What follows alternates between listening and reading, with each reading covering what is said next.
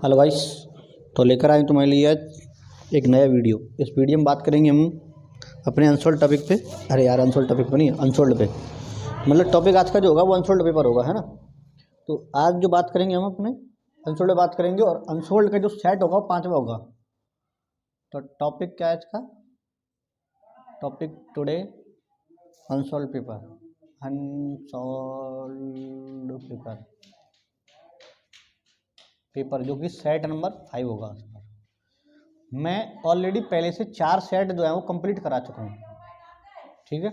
इससे पहली वाली वीडियो तक मैं 4 सेट जो है वो पूरे करा चुका हूँ, और ये वाला जो है वो 5वां सेट है। एक मिनट रुको, ठीक है।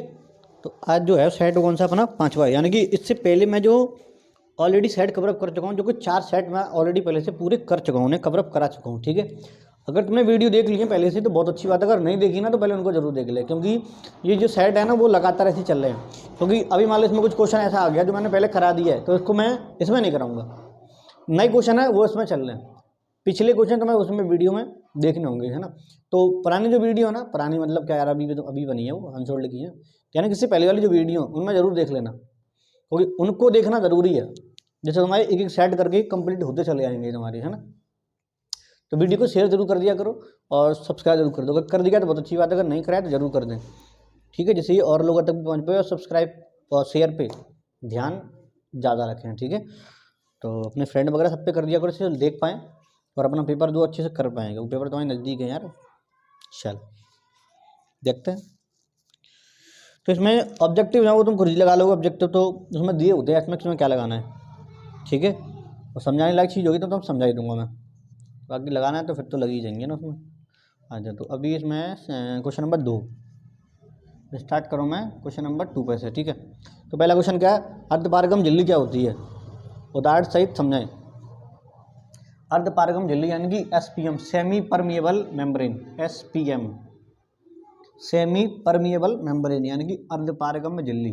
देखो, यह एक ऐसी परत होती है जिसमें से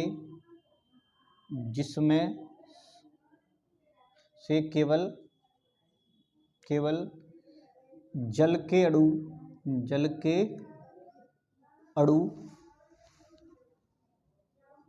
गति कर सकते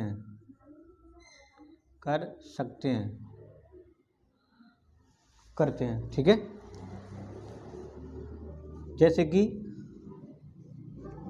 उबले अंडे पर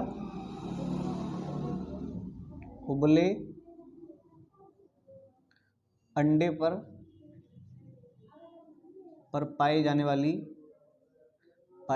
वाली परत। अब समझो ये क्या चीज़ है। जो बॉल अंडा होता है ना, देखा होगा बॉल अंडे को भी छील के देखना, तो उसमें एक हल्की सी बिल्कुल पतली सी एक लेयर होती है, एक झिल्ली टाइप। तो वो कौन है, वो अर्धपारगम झिल्ली होती है, जो कि काम करती है केवल क्या, ओनली जल के अणुओं को इधर से उधर जाने का। तो उसमें से केवल जल के अणु गति कर सकते हैं, और उसमें से कोई भी अणु गति नहीं कर सकता, केवल जल के अणु गति करते हैं, ठीक है। तो उसे बोलते हैं क्या हम, अर्धपारगम झिल्ली। तो यानी कि ऐसी कोई लेयर जिसमें से जल के अणु गति कर सकते हैं, उसे क्या बोलेंगे हम, अर्धपारगम झिल्ली।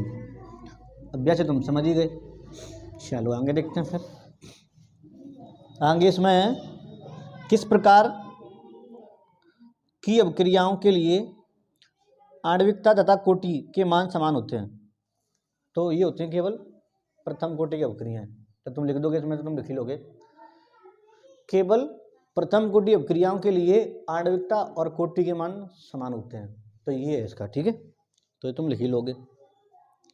चलो, उसने उदाहरण द्वारा कुछ पूछा नहीं हमसे, केवल इतना ही पूछा है। नेक्स्ट है, एल्युमिनियम तथा कॉपर के 2 मुख्य अयस्कों के नाम तथा सूत्र लिखिए।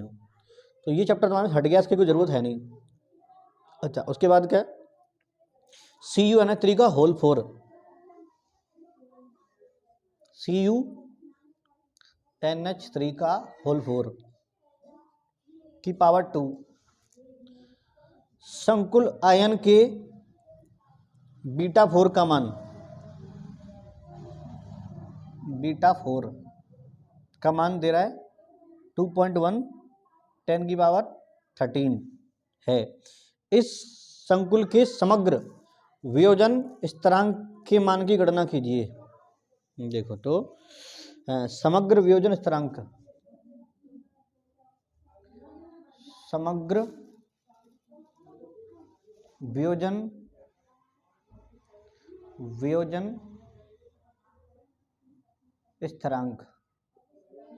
स्थिरांक ये मान पता करना है हमें।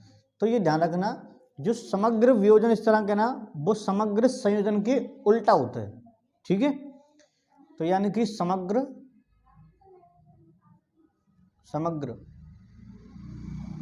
वियोजन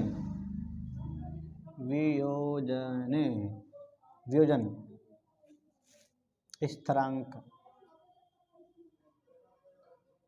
इक्वल टू 1/β4। देखो ये वियोजन स्थिरांक है और ये संगुणन स्थिरांक है, लेकिन समग्र वाला है, जो कि एक दूसरे के उल्टे होते हैं। तो यहाँ हम इसका मान रख देंगे और कैलकुलेशन कर लेंगे, अपना हो जाएगा 1/2.1 10⁻13। ये पहुँच जाएगा ऊपर, तो पॉइंट हटाओगे पहले जीरो बढ़ जाएगी इधर, तो 10/21 इंटू 10⁻13 माइनस की हो जाएंगी इधर। आजा, अब ये भाग दे लेंगे, इसमें कटेगा तो मेरे हिसाब से है नहीं है, कटना तो ये नहीं है मेरे हिसाब से भाई। ओके, तो इसका मैं कर देता हूँ भाग, जैसे जल्दी से ये हो जाएगा और तुम्हारा टाइम बच जाएगा, है ना फिर वीडियो बहुत बड़ी हो जाएगी यार। ये हो गया तुम्हारा 0.476 10⁻13।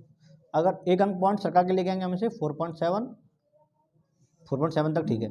और 10 की बार हो जाएगी इधर कितनी 14। तो ये आ गया इसका आंसर। अब इसमें कितना दे रहा है, यही दे रहा है। चलो समझ में आ गया होगा। एक दूसरे के उल्टे होते हैं। देखो समग्र वियोजन स्थिरांक है तो समग्र संगुणन के उल्टा होता है। तो समग्र संगुणन ये है और वियोजन स्थिरांक पूछा है, तो एक दूसरे के उल्टे हैं तो बने 1/n कर दिया बस, और क्या है।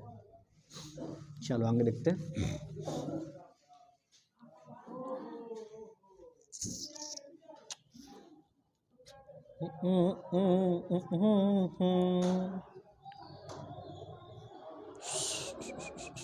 अगला है ईथर की जल में विलयता बहुत कम होती है, क्यों, समझाएं। ईथर की जल में विलयता कम क्यों होती है ना, तो देखो डायरेक्ट इसका आंसर लिख रहा हूँ मैं, है ना। अब तुम ईथर तुम्हें पता ही होगा, पहले समझ लो एक बार। ईथर तुम्हें पता होगा कि आर बॉन्ड ये होता है, ठीक है। तो ये कौन है, ईथर है। अब ये जो समूह है ना ये जल के विरोधी होते हैं, जो जल को धक्का देते हैं। जल को अगर धक्का देंगे तो घुलेंगे कैसे, इसमें बताओ। अब फिर घुलते ही क्यों, बिल्कुल क्योंकि उसमें होता है O, जो कि हाइड्रोजन बंध बनाने का काम करता है। लेकिन हाइड्रोजन बंध अधिक स्ट्रांग नहीं बन पाता है, क्योंकि ये पहले से वहाँ जुड़े होते हैं भूत। अगर ये भूत पहले से जुड़े रहे तो जल में विलयशीलता जो है वो कम हो जाएगी। इसमें क्या लिखेंगे अब, देखो ईथर की जल में विलयता कम होती है क्योंकि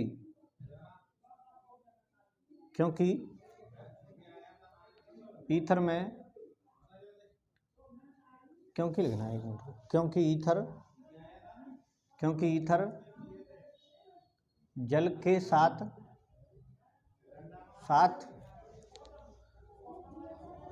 दुर्बल हाइड्रोजन बंध बना पाता है और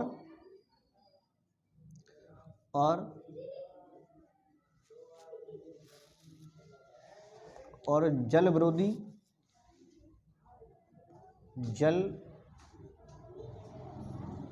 विरोधी समूह होने के कारण ईथर की जल में विलयता कम होती है। ठीक है, समझ में आ गई होगी ये। चलो आगे चलते हैं।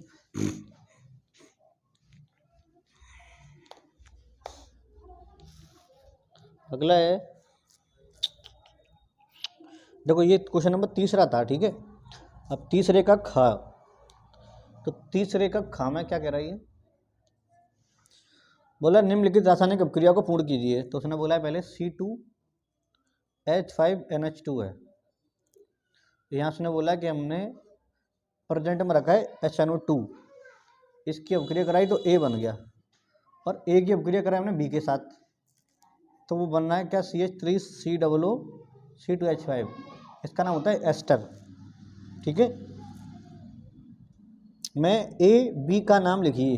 जब एक चीज़ बताऊँ तो मैं सिंपल सी एक कॉमन सेंस बताऊँ कि ईथर ना तभी बनते हैं जब अल्कोहल और एसिटिक अम्ल, अल्कोहल और एसिटिक अम्ल दोनों प्रेजेंट में होंगे, दोनों की अपक्रिया होती तभी होता है। तो इसका मतलब क्या है कि ये तुम्हारा कौन अल्कोहल और ये तुम्हारा कौन एसिटिक अम्ल, सिंपल। अब पता कैसे चलेगी हमें, तो देखो अब यहाँ C2H5NH2 है। अब NH2 जो है इसकी बॉन्डिंग अगर तुम देखोगे ना तो कुछ ऐसी मिलेगी तुम्हें, N और ये N, ठीक है। इसमें कौन डाल रखा है, HNO2, HN और ये O2, क्लियर।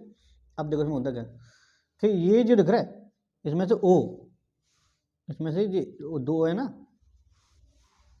ये दो O है, इसमें से एक O और ये बना देगा इसका H2O बना देगा, तो ये तो चला गया इसमें से, ठीक है। अच्छा अब उसके बाद क्या होता है, ये बॉन्ड यहाँ से टूटेगा, कौन सा वाला, ये वाला, ये टूटेगा, यहाँ से एक O बचेगी इधर, और ये कौन है N, अरे यार सही मत रुको, मैंने अलग कलर से करता हूँ, है ना, तो समझ में अच्छे से आ जाएगा ये, देखना। अभी यहाँ पे कौन है, हाँ मैंने बना दिया इसे O N O और ये H, ऐसे कर देता हूँ थोड़ी देर के लिए, है ना, HNO2 अपने पास। तो ये क्या है, ये जो है बॉन्ड बनाएंगे इसके साथ में, ये बन गया इसका कौन, H2O। तो यहाँ पे तुम चाहो तो -H2 अपने पास से लिख सकते हैं, क्योंकि हमें पता है, एग्जाम में नहीं दिया, हमें पता है इसीलिए, ठीक है।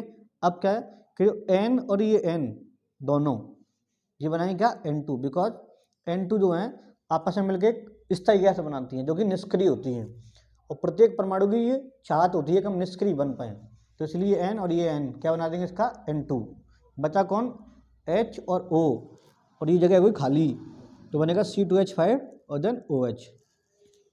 तो इसमें A तो रहेगा कौन, एल्कोहल, जो कि C2H5OH होगा, ठीक है। अब बचा कौन B, तो जैसे मैं तुम्हें बताया ना अभी कि हम एल्कोहल और एसिटिक अम्ल की अपक्रिया करेंगे तभी ये बनेगा, तो यहाँ पे B कौन होगा, CH3COO और H, कि अब अगर इन दोनों की अपक्रिया होगी तभी ये बन सकता है, नहीं तो बन ही नहीं सकता। तो इसका मतलब A ये हो गया और B ये हो गया, ठीक है। चलो अभी आगे देखते हैं, इसे मिटाई तो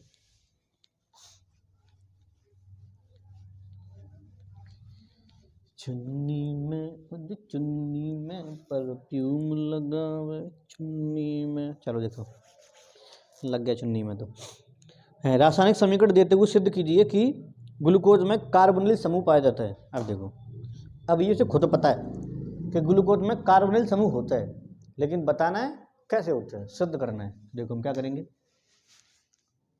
डायरेक्ट आंसर लिख रहा हूँ, ठीक है। देखो जब ग्लूकोज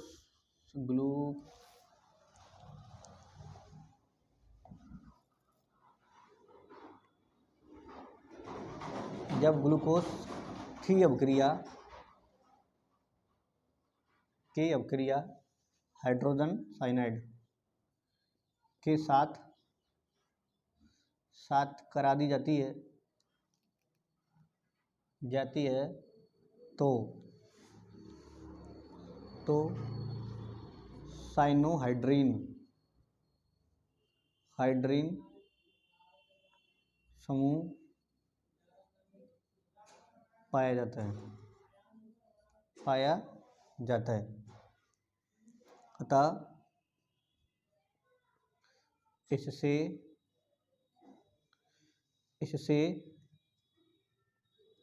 सिद्ध होता है कि कि ग्लूकोज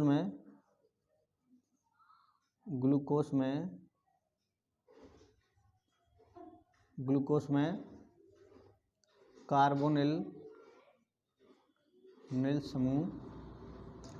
समूह पाया जाता है। अब अगर मैं इसके रिएक्शन की बात करूं तो देखो यहाँ पे तो C डबल बॉन्ड O और यहाँ पे H, ठीक है। इसके बाद यहाँ CH और OH का होल 4 और यहाँ CH2OH, ठीक है भैया। इसकी अपक्रिया कराई हमने HI के साथ। जब अपक्रिया HI के साथ कराई, सॉरी यार HCN के साथ कराई, तो यहाँ पे होता ही है कि OH, देखो ये बॉन्ड दिख रहा है, ये बॉन्ड टूटेगा बिकॉज यहाँ पाई बंद है और पाई बंद में O की नेगेटिविटी ज़्यादा है। पाई बंद से जुड़ रहा है ना जो परमाणु, उसमें O की नेगेटिविटी ज़्यादा है, तो यहाँ पे आएगा नेगेटिव और कार्बन के पास पॉजिटिव।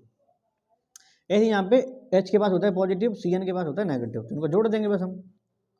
तो ये C, अब ये H इसमें पहले से था और ये O के साथ आ गया कौन, H, ये आ गया CN और उसके बाद कौन है यहाँ CH और OH का होल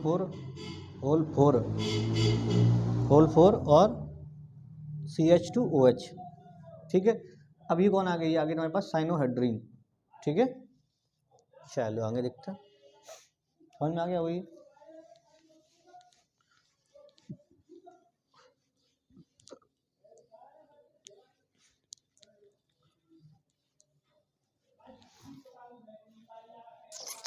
अंगे इसमें है, कहाँ गया भाई, पाया भाई, हाँ आ गया।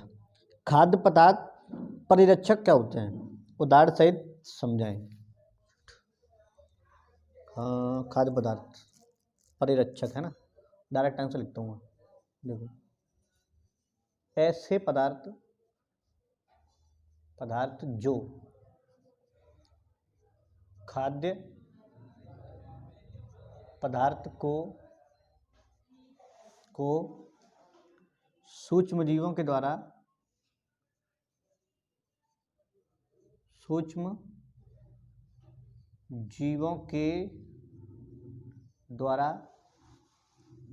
खराब होने से बचाते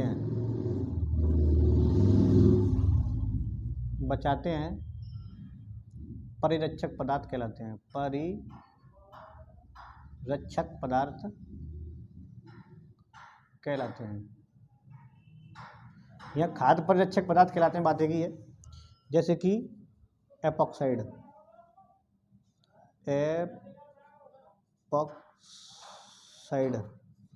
ठीक है, और यहाँ फिर बेंजीन डाई सल्फाइड, तो ये दोनों कैसे हैं, ये परिरक्षक पदार्थ हैं, यानी कि खराब होने से बचाएंगे अपने खाने वाले पदार्थों को। खाना वगैरह ना होता तो अगर इन केमिकल को उनके ऊपर लगा के रख देंगे ना तो खराब नहीं होंगे, वो एक लंबे समय तक चल सकते हैं। फिर चलो आगे देखते हैं। चौथा क्वेश्चन है इसका बेटा जी, एक घनी ठोस दो तत्व P और Q बनाते हैं। ये तो हट ही गया तो छोड़ दो से, ये तो पार्ट नंबर पहले का डी ब्लॉक वाले का, सर यार ठोस अवस्था वाले का, जो हट गया है। आगे इसमें कारण सहित निम्नलिखित अभिक्रियाओं की कोटि बताएं। तो पहला इसमें कौन सा है, NH2+3H2 और ये 2NH3, इसमें क्या लिखेंगे आंसर में। देखो ये अभिक्रिया, यह अभिक्रिया अभिकारक की सांद्रता पर निर्भर नहीं करती है, इस कारण यह शून्य कोटि की अभिक्रिया है। देन सेकंड इसका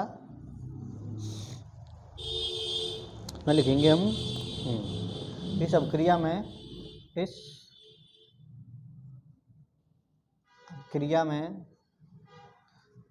में दोनों के एक एक अणु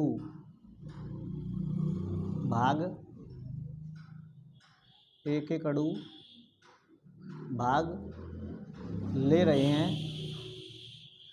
रहे हैं और इनके अभिकारकों की सांद्रता की घात एक एक है। इसलिए यह अभिक्रिया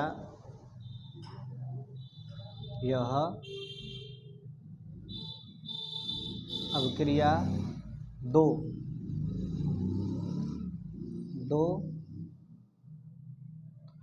कोटि की है। ठीक है, तो दोनों कैसी हैं? ये शून्य कोटि की प्रथम कोटि की, तो यहाँ से तो लिखना चाहो तो ये लिख सकते हैं R बराबर K, और इधर ये देखो ना CH3 COO C2H5 इसकी पावर 1, और दूसरे में NaOH। क्लियर? तो यहाँ से तुम ऐसे लिख सकते हैं। तो कोटि इक्वल टू 1 + 1 = 2। समझ में आ गई? चलो अब देखते हैं इसका आगे। दिल तू संभल जा जरा, ये दिल फिर मोहब्बत करने चला। देखो अगला मिश्र धातु क्या है? लेंथेनॉइड से उपयुक्त एक प्रमुख मिश्र धातु का उल्लेखन कीजिए, इसका उपयोग भी बताएं। नंबर 1, मिश्र धातु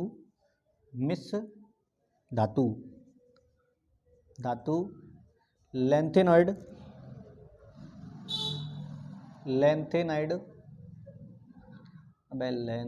लिख जा। लेंथेनाइड की एक प्रमुख मिश्र धातु है।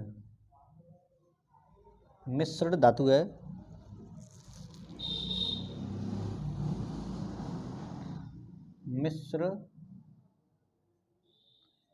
धातु है जिसमें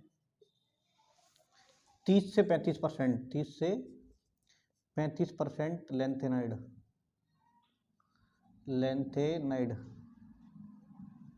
पाया जाता है। लेंथेनॉइड लिखने में है, चलो कोई दिक्कत नहीं, लेंथेनम लिखो यार इसे तुम। मिश्र धातु लेंथेनम लिखेंगे है ना, लेंथेनम। मिश्र धातु लेंथेनम की एक प्रमुख मिश्र धातु है जिसमें 30 से 35%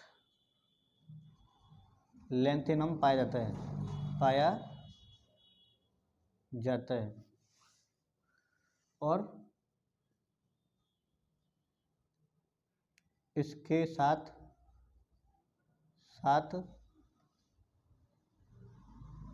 अन्य धातु भी पाई जाती हैं, जैसे Zr। ठीक है, और इसका उपयोग धातुओं के निष्कर्षण में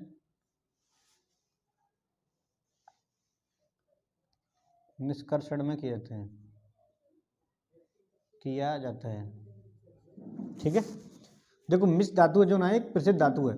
मिश्र धातु लेंथेनम की एक प्रमुख मिश्र धातु है, हम इसे प्रसिद्ध भी बोल सकते हैं। ठीक है, जिसमें 30 से 35% लेंथेनम पाया जाता है और इसमें अन्य धातु भी पाई जाती हैं जैसे कि Zr। और इसका उपयोग पूछा ना उसने, इसका उपयोग धातुओं के निष्कर्षण में किया जाता है। ठीक है, चलो ये हो गया तुम्हारा। अब 1 मिनट रुको है ना, वीडियो चेक कर लो तुम्हारी पहले। चलो देखो है, तो इसमें ना ये क्या नाम है, निष्कर्षण यार गलत लग गया है ना, इसमें निष्कर्षण।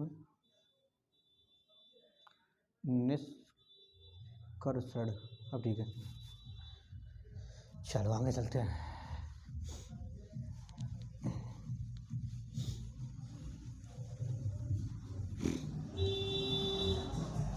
अगला इसमें चौथे का घ। ग्लूकोज में 6 कार्बन की एक सीधी श्रृंखला उपस्थित होती है, सिद्ध कीजिए। तो देखो डायरेक्ट आंसर चौथे का घ। तो जब ग्लूकोज की अभिक्रिया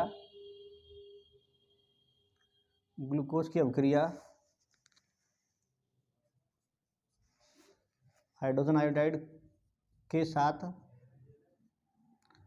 करा दी जाती है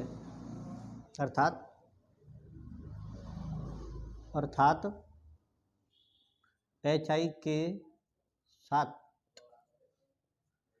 मिलाकर गर्म कर दिया जाता है जिससे 6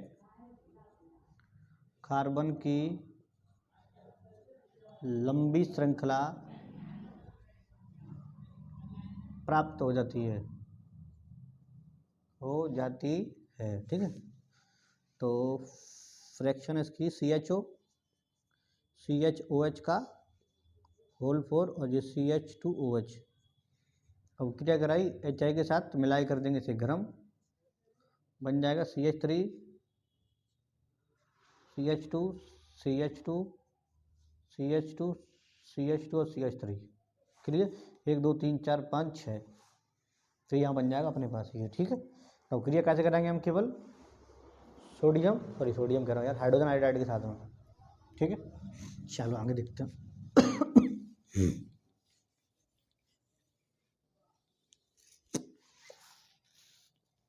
पांचवा है मानक इलेक्ट्रोड विभव। क्या है इलेक्ट्रोड विभव और मानक इलेक्ट्रोड विभव, यानी कि E0 में संबंध स्थापित करना है।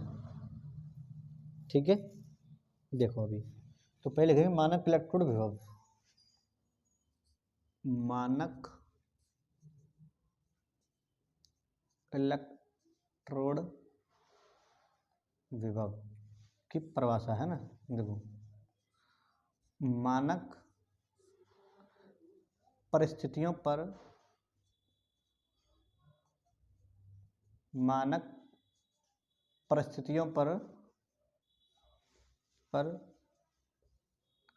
मापा गया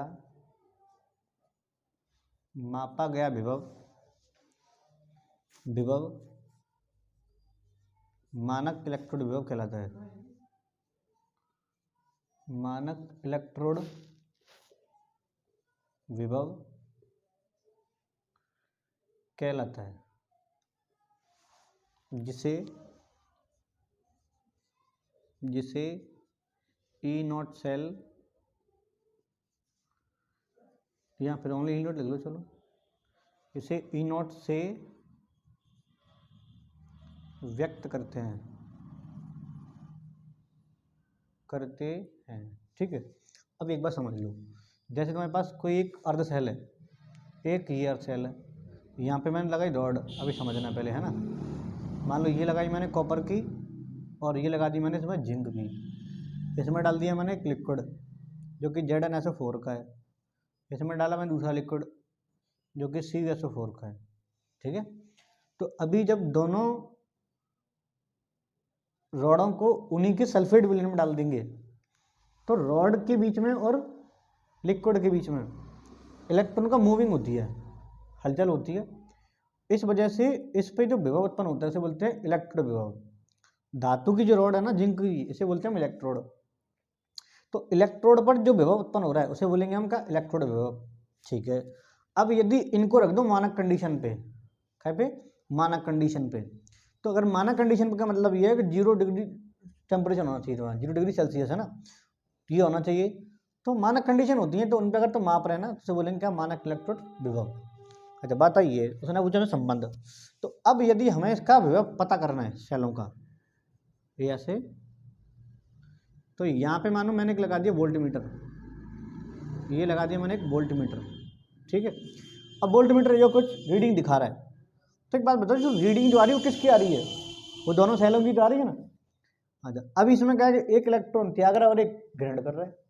तो यदि इसमें एक इलेक्ट्रॉन को ग्रहण कर रहा है और एक इसमें त्याग रहा है, तो जिंक जो है इसमें इलेक्ट्रॉन को देता है, ठीक है। अब दोनों धातु हैं, तो दोनों अगर धातु हैं तो दोनों की क्षमता क्या, इलेक्ट्रॉन देने की है। तो दोनों की क्षमता अगर इलेक्ट्रॉन देने की है, तो फिर एक ले क्यों रहा है, तो ले इसलिए रहा है क्योंकि दोनों की नेगेटिविटी में फर्क है, दोनों की क्षमता में फर्क है। जो ज़्यादा क्रियाशील होगा वो इलेक्ट्रॉन देगा और जो कम क्रियाशील होगा वो इलेक्ट्रॉन लेगा। तो जो Cu की जो रॉड लगाई है मैंने, तो Cu की जो क्रियाशीलता है जिंक की तुलना में वो कम है, इसीलिए यहाँ से इलेक्ट्रॉन इसमें इधर जा रहे हैं, ठीक है। अच्छा अब इसका अगर मैं फॉर्मूला बना देता हूँ ई नॉट सेल का, तो एक ई जो विभव है वो इस वाले का इलेक्ट्रोड विभव और दूसरा ई इस वाले का है, ठीक है। तो इसमें अगर एक इलेक्ट्रॉन ले रहा है और एक इसमें दे रहा है, तो एक का हो रहा है ऑक्सीकरण और एक का हो रहा है इसमें अपचयन। अच्छा अभी मान लो कि इसका जो ई है वो लिख दिया मैंने ऑक्सीकरण वाले का, ऑक्सीकरण वाले का। अभी देखो फिलहाल मैं नहीं बता रहा हूँ किसका है, लेकिन बस समझ लो। दूसरा इसमें ई अपचयन वाले का है, ठीक है। अच्छा अब एक बात समझो कि जब इलेक्ट्रॉन इधर से इधर जा रहे हैं ना, और या फिर इलेक्ट्रॉन इधर से इधर आते, हो सकता है यहाँ पे कुछ और मेटल लेते हैं हम, मान लो गोल्ड की ले ली मैंने, तो इलेक्ट्रॉन इधर से इधर आने लग जाएंगे। तो यहाँ पे इलेक्ट्रॉन देने की और लेने की जो क्षमता है वो बराबर की हैं, जो मान है जो वैल्यू है वो एकदम बराबर की होती हैं, बट अंतर इतना होता है कि उनकी सिंबल में फर्क होता है। मतलब ये है, देखो अभी मान लो कि यहाँ ई ऑक्सीकरण है, ऑक्सीकरण, तो बराबर क्या होगा, ई अपचयन के। फर्क केवल होगा ओनली माइनस का। मतलब ये होगा कि मानो कि अगर कोई धातु जो है इलेक्ट्रॉन त्याग रही है, दे रही है किसी को, तो उसमें जो मान निकल के आ रहा है वो मान लो प्लस में आ रहा है। अगर वो सेम इलेक्ट्रॉन को ग्रहण करेगी, वही मेटल इलेक्ट्रॉन को ग्रहण करेगी, तो जितना मान पहले आया था अभी भी उतना आएगा, लेकिन फर्क इतना था कि पहले जो आ रहा था प्लस में आ रहा था, इस बार वो आएगा माइनस में, यानी कि दूसरे के उल्टे। समझ में आई? नहीं आई? दोबारा समझो, जस्ट इमेजिनरी मार्कर है, मैं अभी मार्केट से नया लेके आया, मान लेते हैं, वैसे पुराना है मान लेते हैं, अगर मैं लेके आया, मान लो कि 25 रुपये का आया बाजार से, ठीक है। तो पहले मैंने उसे 25 रुपये दिए थे, उसने मुझे मार्कर दिया, मैंने उसे 25 रुपये दे दिया। अच्छा हुआ ये कि मैंने देखा यार मार्कर मुझे नहीं अच्छा लग रहा, मैंने खोला नहीं अभी, मैंने कहा मेरे पास तो है, मुझे याद आ गई, मैंने मार्कर मेरे पास पड़े हैं, मैं नहीं ले रहा। मैंने कहा ये मार्कर भैया वापस कर लो, मेरे पास मार्कर और भी हैं। तो इस बार मैं मार्कर उसे दे रहा हूँ, वो मुझे क्या देगा, पैसे देगा। कितने देगा? 25 देगा। तो दोनों का जो अमाउंट था 25 है, मैंने दी तब भी 25 थी और वो देगा तब भी 25 है। फर्क इतना है कि पहली मैंने दी थी, इस बार वो दे रहा है। तो बस ये भी यहाँ पे ऐसे ही है कुछ, ठीक है। अच्छा अब हमारे पास जो टेबल होती है ना, वो होती है कि अपचयन विभव की। तो इसीलिए होता ही है कि मान लो मैंने अब यहाँ अपचयन मुझे लिखना है, तो मैं माइनस में लिखूंगा इधर, तो माइनस ई अपचयन और प्लस ई अपचयन। अब ये ध्यान रखना, ये एक अलग मेटल का है और ये दूसरी मेटल का है। माइनस वाले को बाद में लिखते हैं, प्लस वाले को पहले लिख लेते हैं। तो यहाँ लिख दिया मैंने क्या, ई नॉट बराबर ई अपचयन और माइनस ई दूसरे वाले का अपचयन, ठीक है। तो यहाँ पे ये फर्स्ट आ गया और ये सेकंड वाला आ गया, ठीक है। अच्छा अब बताइए कि यहाँ किसका हो रहा है अपचयन और किसका हो रहा है ऑक्सीकरण, ये तो पता ही नहीं हमें। तो सुनो आप, ये चीज़ याद रखने के लिए देखो, जहाँ तो मैंने तुम बता दिया कि जिंक और ये तो ये फेमस है, इलेक्ट्रॉन इधर से इधर जा रहे हैं, मैंने तुम बता दिया है कि जहाँ से इलेक्ट्रॉन जा रहे हैं उसका ऑक्सीकरण होगा, जो ले रहा है उसका अपचयन होगा। लेकिन अगर बात कभी ऐसी फंस जाए कि हमें पता ही ना हो, तो ध्यान रखना इधर क्या, लोन, LOAN, लोन। L मतलब लेफ्ट, O मतलब ऑक्सीकरण, A मतलब एनोड और N मतलब नेगेटिव। दोबारा सुनो, L मतलब लेफ्ट उल्टी साइड में, O मतलब ऑक्सीकरण, N मतलब एनोड और N मतलब नेगेटिव। ठीक है। अच्छा, अभी यहाँ पे जो है, जो अपचयन हो रहा है, जो अपचयन हो रहा है वो किसका हो रहा है, अब देखो ध्यान से। तो यहाँ पे होता ही है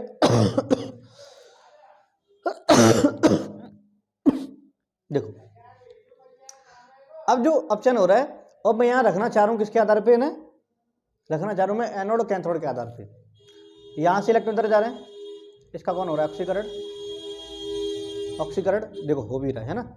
तो इस वाले का होगा, इस वाले का अपचयन होगा, सिंपल सी बात है, होगा या नहीं होगा। तो इधर कौन आ रहा है, एनोड, तो इधर कौन आएगा, कैथोड। कौन आ रहा है ये, कैथोड। तो यहाँ पे क्या था, ऑक्सीकरण था, अपचयन वाला कौन सा है, अपचयन वाला सेकंड वाला था। तो अगर मैं यहाँ पे लिखना चाहूँ तो ये कौन लिखा जाए, कैथोड। इधर कैथोड ही तो आ रहा है, इधर तो ए मतलब एनोड है ना। तो अगर मैं इधर लिखना चाहता हूँ, अब मैं यहाँ लिख दूँ, मिटाई दूँ फिलहाल, है ना। अब मैं इसे ऐसे करके लिखना चाह रहा हूँ, है ना। तो ई नॉट सेल, ई नॉट बराबर, तो ये हो जाएगा ई कैथोड, ई कैथोड और माइनस ई एनोड। बात समझ में आ गई। ऑक्सीकरण वाला, ऑक्सीकरण जिसपे हो रहा है वो कौन था, वो था कौन, एनोड। ऑक्सीकरण जिसपे हो रहा है वो कौन है, एनोड। ऑक्सीकरण वाला मुझे पहले लिखना है, तो पहले जो मुझे लिखना है, देखना भी ध्यान से। तो अभी यहाँ क्या है, देखो इसका कौन है, एनोड, उसका कौन है, कैथोड। तो यहाँ पे पहले हमें कौन लिखना है, अपचयन वाला, लेकिन मान उल्टा था तो इसलिए मैंने पलट दिया है। तो ये फॉर्मूला इसका बनेगा ये वाला, ठीक है। तो इसका अगर ऑक्सीकरण, इसका कौन है, अपचयन है। तो ध्यान रखना कि अपचयन वाले पहले आएंगे, ऑक्सीकरण वाले बाद में आएंगे। क्लियर, चलो अभी देखते हैं। तो ये इसका संबंध वाला फॉर्मूला आ गया, ठीक है।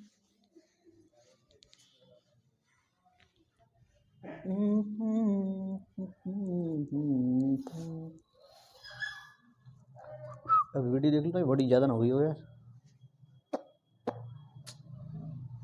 ब्राइटनेस कुछ ज़्यादा आ रही है ना। अभी ठीक है, चलो। हाँ, अगला इसमें क्लोरीन बनाने की प्रयोगशाला विधि, ये भी हट गया तुम्हारे में से।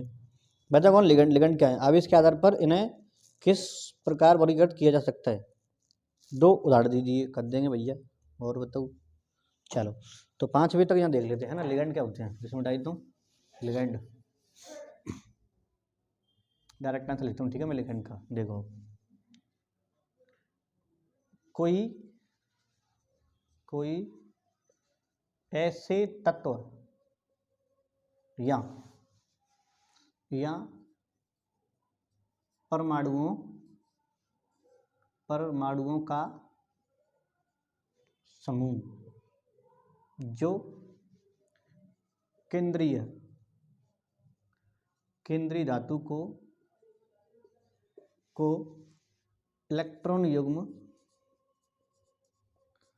इलेक्ट्रॉन युग्म दान कर सकता है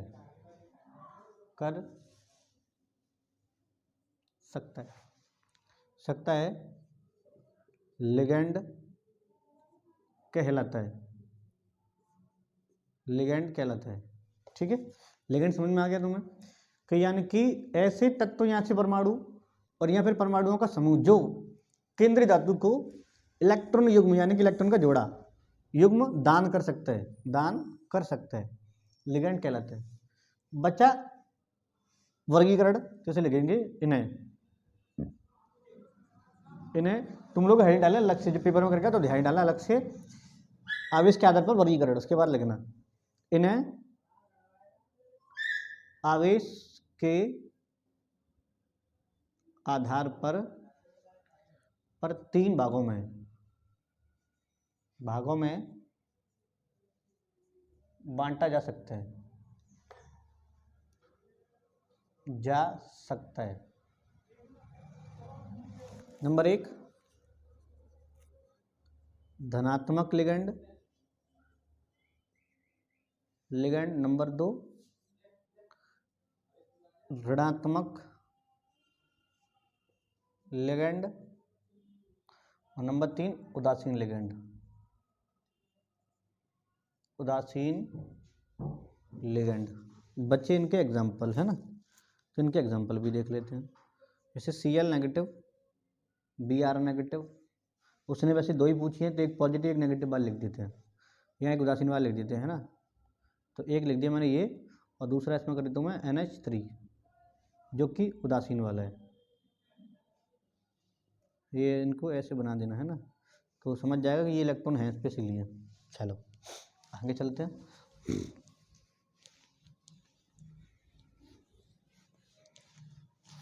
अगला इसमें है प्राथमिक, द्वितीयक एवं तृतीयक अमीनों की पहचान विधि का वर्णन कीजिए। प्राथमिक, द्वितीयक, तृतीयक अमीन की पहचान विधि का वर्णन कीजिए और इन अभिक्रियाओं के रासायनिक समीकरण भी लिखिए। Very good. तो अभी तुम्हारी पहली वीडियो में क्वेश्चन बड़ा ही है ना, तो पहली वीडियो देखो तुम्हारी। चलो तो ये वीडियो तुम्हारी होगी करीबन 43 मिनट की समथिंग। तो उसके आगे के जो क्वेश्चन है वो मैं कराऊंगा तुम्हें अगली वीडियो में, 6 और 7, क्वेश्चन नंबर 6 और 7, ठीक है। तो हाँ ये हो गया तुम्हारा। 5वें का घास में रह गया जो थोड़ा सा बड़ा है, इसीलिए मैं अगले में कराऊंगा, ठीक है। चलो फिर मिलता हूँ नई वीडियो साथ में। फिलहाल के लिए बता चाहता हूँ, वीडियो को शेयर जरूर कर दें और सब्सक्राइब जरूर करें, पसंद आए तो लाइक जरूर करें, ठीक है। चलो फिर मिलता हूँ, बाय बाय।